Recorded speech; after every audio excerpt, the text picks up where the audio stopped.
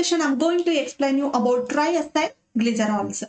Triacyl glycerols are commonly called as oils and fats. Very commonly, they are called as oils and fats. They are basically simple lipids. Simple lipids means upon hydrolysis, they yield alcohol and fatty acids. That's why they are called as simple lipids. But chemically, oils and fats or triacyl glycerols can be defined as esters of glycerol and fatty acids. So basically, triacyl glycerol molecule is an ester of glycerol and fatty acid molecules. Now let us know its structure. Students, look at the structure. This is the structure of the glycerol molecule. Glycerol is a trihydric alcohol. So trihydric alcohol means it's made up of, it's having the three OH groups. See here, this glycerol molecule is having the three OH groups. So whenever the OH group of the glycerol molecule reacts with the OH group of the carboxyl fatty acid, the carboxyl group, the OH of the carboxyl group of fatty acids, as a consequence, a water molecule is going to be removed. So just look here.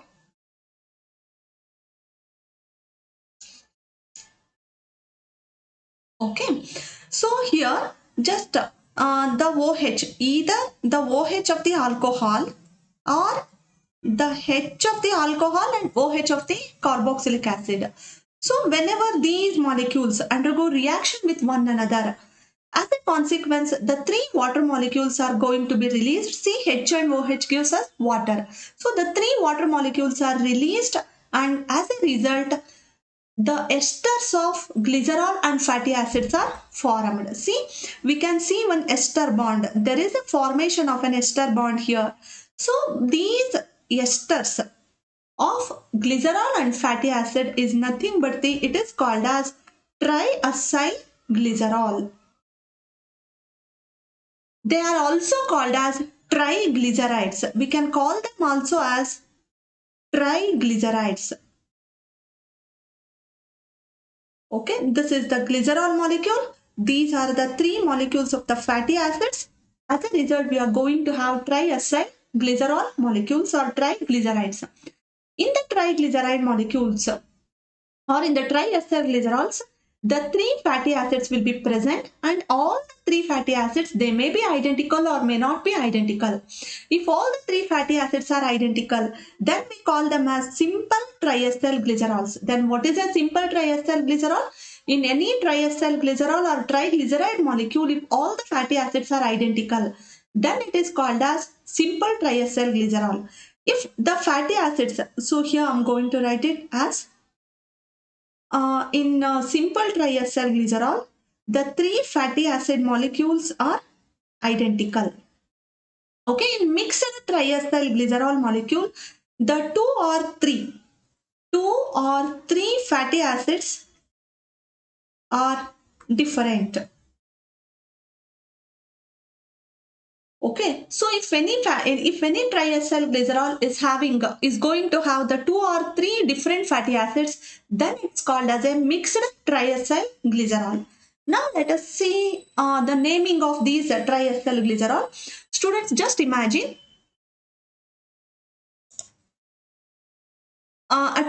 just imagine a triacyl glycerol. So this is the glycerol backbone. So just imagine it's a glycerol backbone, and this glycerol backbone is in interaction with, here I am taking the example of palmitic acid. For suppose if all the three fatty acids are palmitic acid molecules, so these three are palmitic acid molecules, then we can call, then how to name this triacyl glycerol? This triacyl glycerol is named as tripalmitate. It is named as tripalmitate. Or else we can say it as triacyl glycerol. Similarly, we can say it as tripalmityl glycerol. We can also say it as tripalmityl glycerol. So simply we say it as tripalmitate. So if the if a triacyl glycerol is made up of the three myristic acid, suppose if it is made up of three myristic acid, then we call it as trimyristate. If it is made up of 3 stearic acid molecules, then we say it as tristearate. So like this, we have to name the triacyl glycerol. In case if the fatty acid molecules are different, so again just imagine it's a glycerol backbone. In the glycerol backbone, we have the 3 fatty acids are different. Here the first fatty acid, just imagine the first fatty acid as palmitic acid, the second fatty acid as stearic acid. Just imagine it's a palmitic acid. The second one is myristate. The third one is stearate. So if the 3 fatty acids are different, then how to name this? So it's named as palmityl myristoyl stearate. Okay, it's named as palmityl myristoyl stearate. So similarly, if suppose the 2 fatty acids are identical, just imagine instead of stearate, here if we have myristate, here if we have myristate,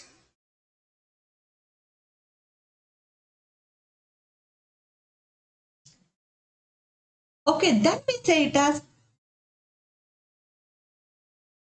dimyristoyl palmitate.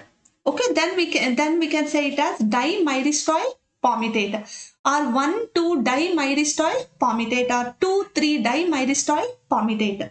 So like this we can name these triacyl glycerol. So now let us see their some of the examples. So some common examples of the triacyl glycerols. As I have already told you, these triacyl glycerol molecules are called as oils and fats. Okay, commonly we call them as oils and fats. So oils are nothing but the triacyl glycerols, which are liquids at room temperature. The major difference between the oils and fats are oils are liquids at room temperature, whereas fats are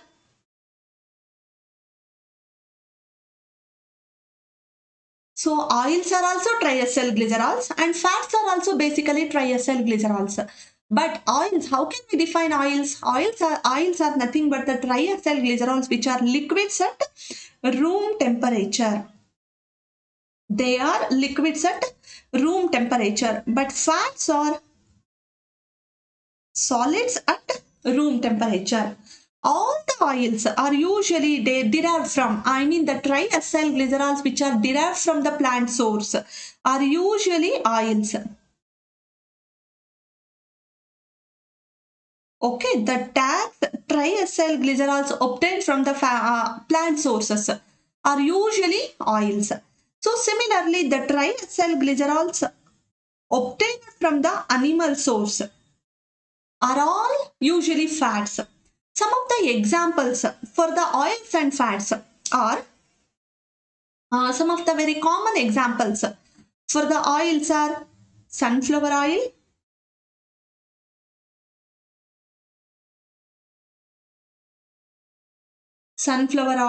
groundnut oil, rice bran oil, wheat bran oil, corn oil. So like this, even castor oil, coconut oil. Okay, all these are the common examples for the oils. So the common examples for the fats are,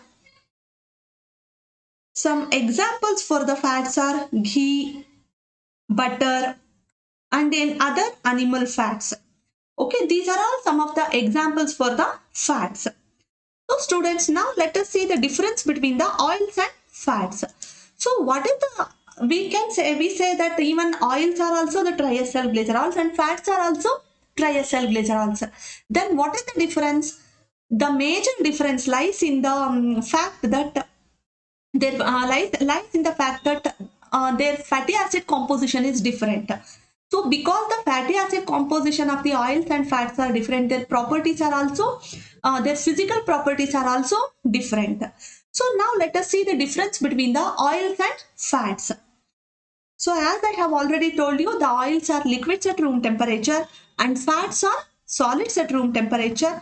And now see what makes the oils liquids at room temperature and what makes the fats solids at room temperature.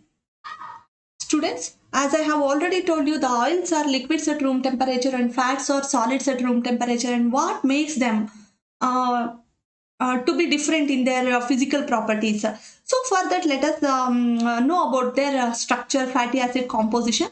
So this is an example of the fat, and this is the structure of a fat molecule. Okay, and this is the structure of an oil molecule. So in the fats, the fat molecules are always made up of the saturated fatty acids. All the fatty acids that are present in the fats are saturated fatty acids. So due to we all know that the saturated fatty acids are linear in nature. Okay, they are linear molecules. So whenever these fatty acid molecules they come across one another, okay, whenever these fatty acid molecules or these triacyl glycerol molecules come nearer to one another, because they are linear molecule, all these fatty acids like this they get arranged very compactly. This is about the the fatty acid molecules in a single fat molecule. Okay, so see here, due to the linear chain, all the fatty acid molecules are very compactly arranged.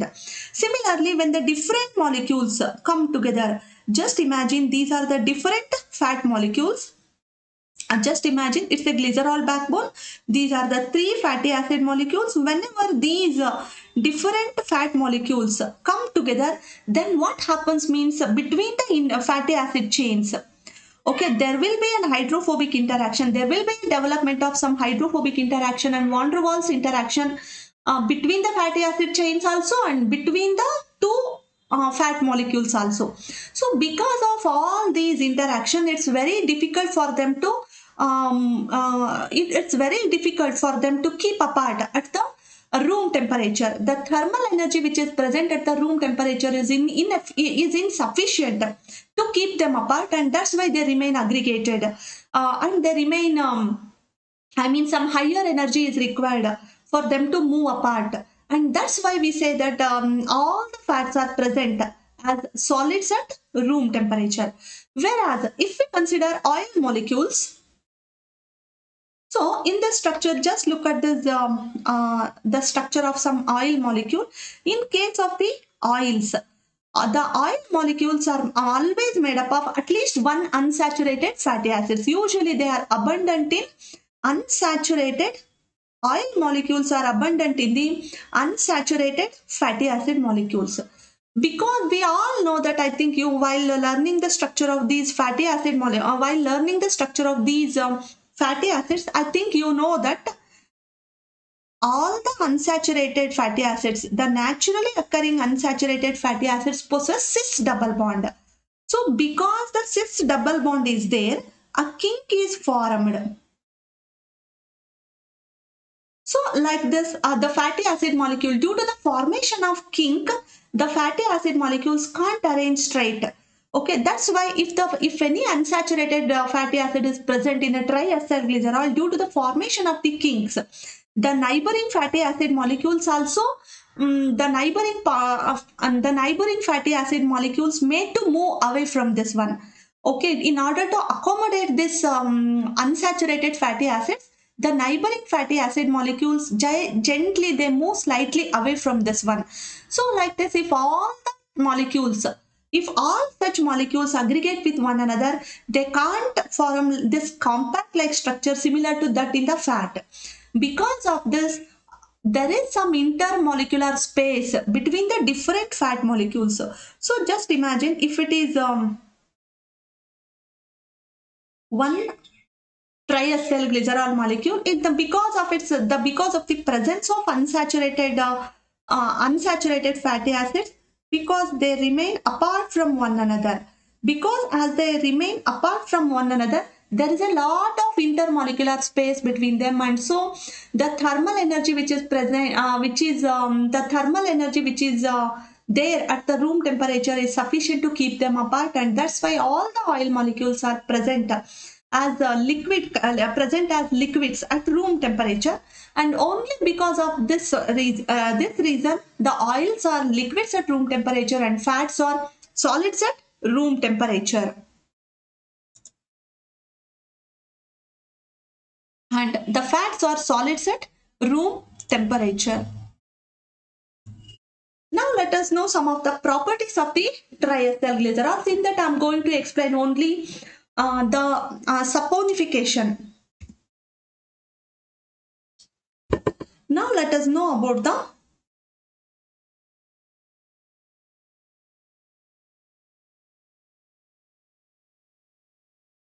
saponification.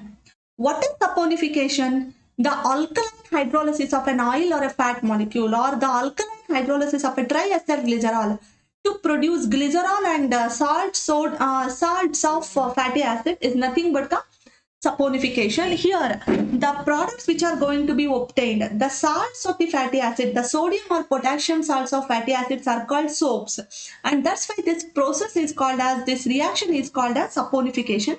Let us learn the let us know about the saponification reaction now. Just imagine an oil or a fat molecule.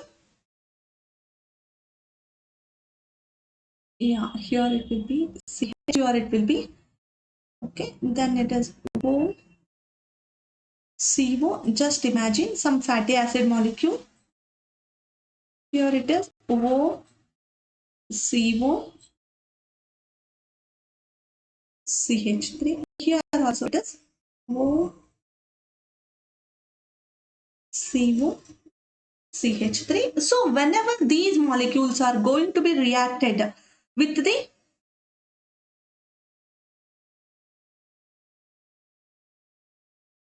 alkali, that is sodium hydroxide or potassium hydroxide, whenever the molecule whenever these molecules get react with these oils or fats, so like this, a bond is broken down. The ester bond is broken down at this position to form the Na, and OH goes here. Na and OH will come here. Na and OH will come here. As a consequence, as a result, we are going to have the glycerol molecule CH2OH, CHOH, again it is CH2OH, and we are going to have the three molecules of the sodium salt of fatty acids, that is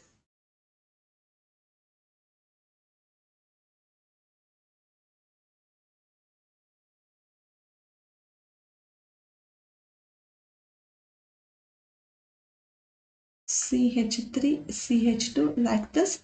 We will be going to have COO, Na. Okay, we are going to have the three salts of the three molecules of the sodium salts of fatty acid, that is some sodium salts of fatty acid, and these sodium salts of, or even the same reaction occurs with the KOH. Even we can break the we can break down, hydrolyze these esters by using KOH also, and therefore we are going to have the sodium or potassium salts of the fatty acid, and these sodium and potassium salts of fatty acids are nothing but the soaps, and the obtained byproduct obtained will be glycerol.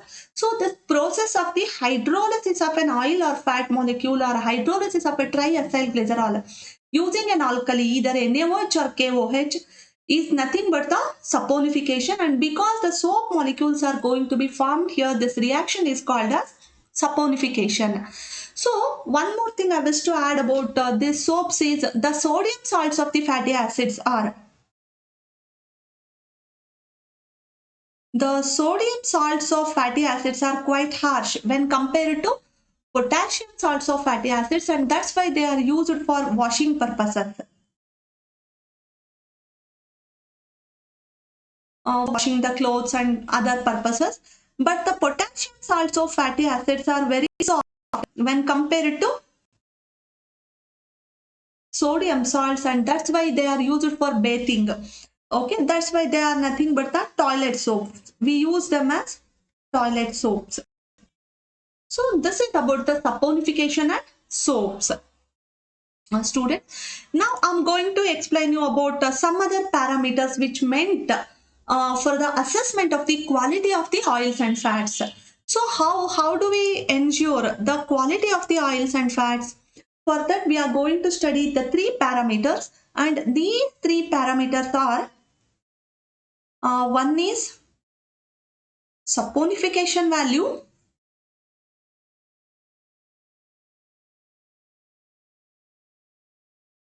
the second one is iodine value, and third one is acid value, and even it has acid number also. Acid value. First, let us know about the saponification value.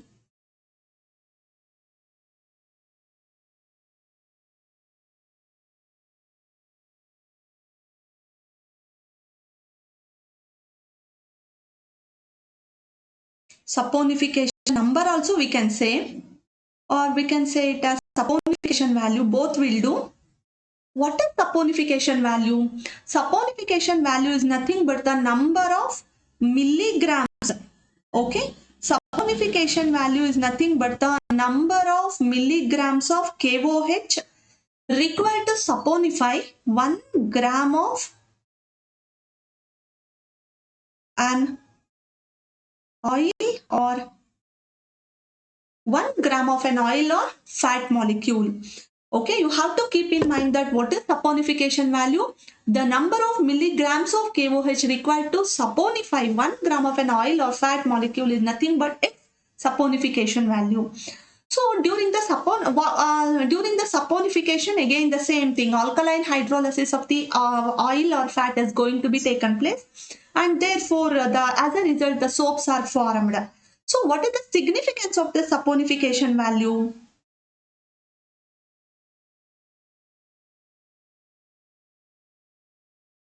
What is the significance of the saponification value?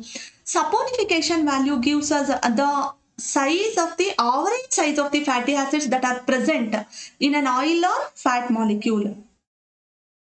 It gives us an idea about the average size of the fatty acids present in oil or fat molecule. The second thing is, higher the saponification value, the lower will be the chain length. Okay, the higher fatty acid, higher saponification value, higher saponification value is always associated with the lower chain length of the fatty acids.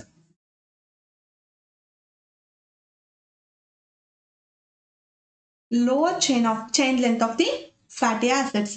So this is about the saponification value. Now let us know about iodine value.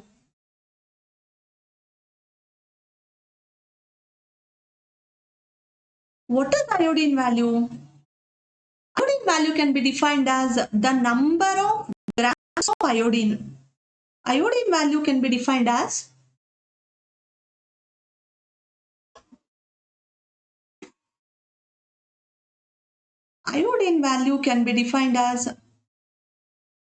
the number of grams of iodine absorbed by 100 grams of oil or fat molecule.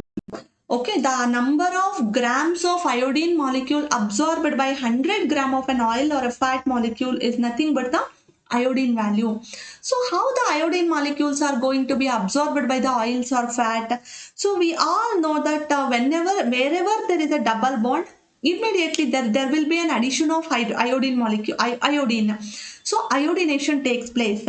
So therefore, similarly, if there are unsaturated fatty acids are present, okay, if there are unsaturated fatty acids in the molecule, in any fatty acid, if there is a double bond in our fatty acid molecule, then at these double bond or across this double bond, our iodine molecules get added.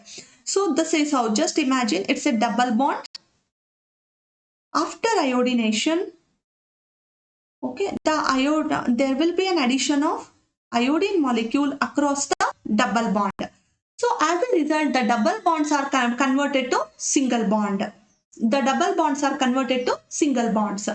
So because of this iodination, so thus we can say that because of this iodination, we can say that the oils or fats are going to react with the iodine molecule.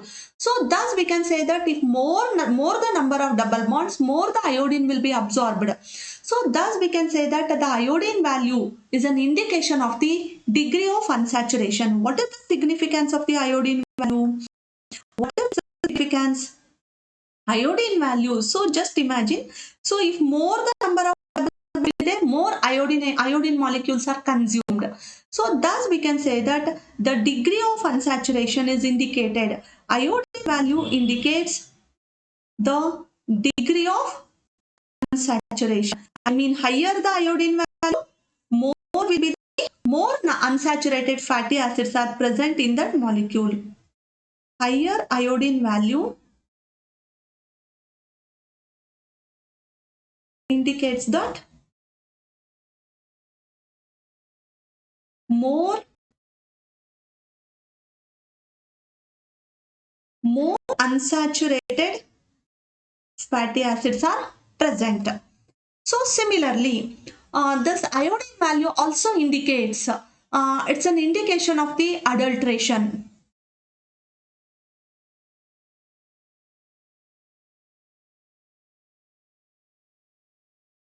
So how is it going to be known? Means each oil or fat is known going to have some definite some particular iodine value. Okay, so if that oil or fat is going to be adulterated, then definitely there is a change in its iodine value, and therefore iodine value also indicates about the adulteration of that particular oil or fat sample. So this is about the iodine value, and now let us know about another property, that is acid value.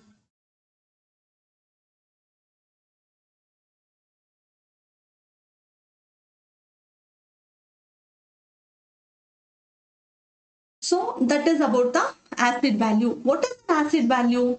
So acid value can be defined as the number of milligrams of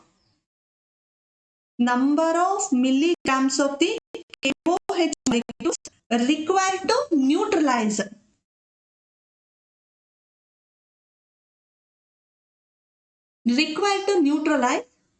1 gram of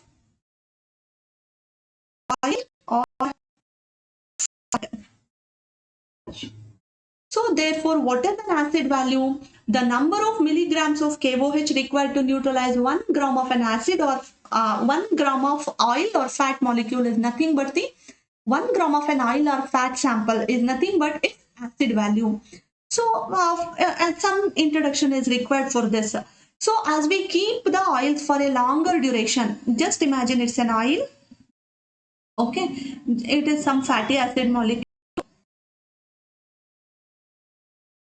So, due to whenever we keep these, store these oils and fats, okay, due to the humidity that is present in the atmosphere, or either due to some chemical action or due to some bacterial action, always there is a tendency for the hydrolysis of these fatty acids.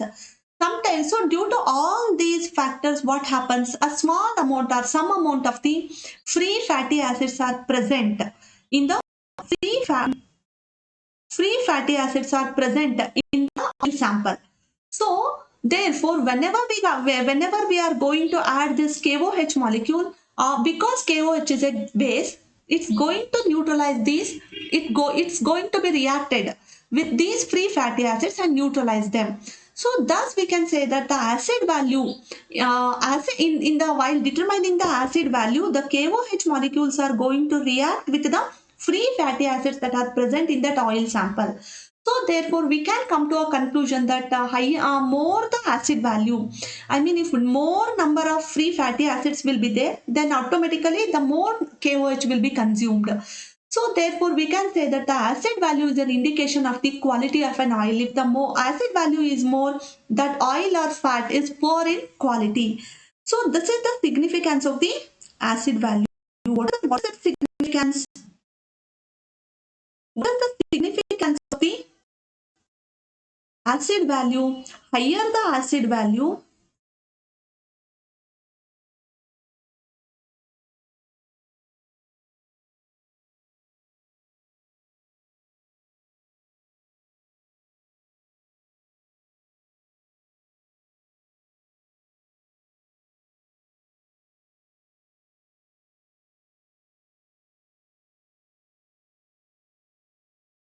what is the significance? Higher the acid value, the lower will be the quality.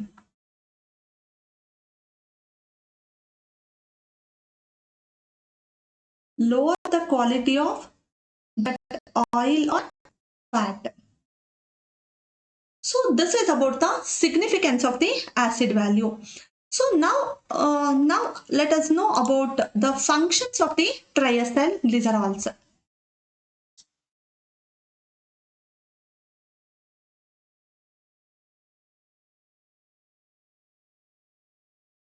What are the functions of triacyl glycerol?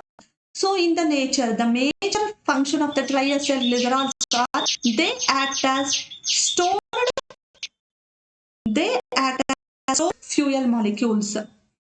Okay, they act as stored fuel molecules. When compared to carbohydrates and proteins, the energy released by these oils and fats is more because they are more reduced when compared to carbohydrates and amino acids or even the proteins, and therefore, because a large amount of energy is going to be released by these oils and fats, they are stored. And one more thing is because they are devoid of the water molecules, the net weight will be less.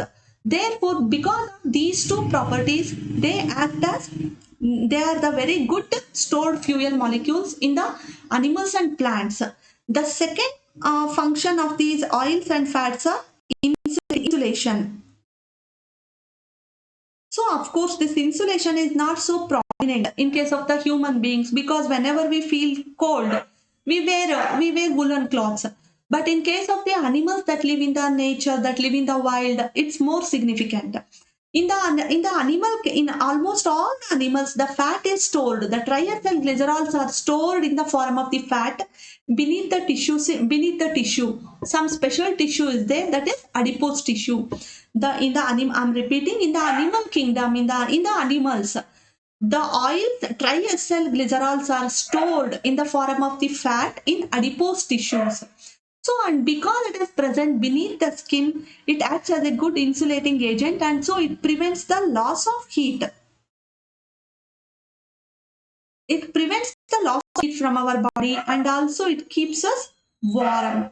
So, these are the major functions of the oils and fats that are present in our body. So, students, that's all about the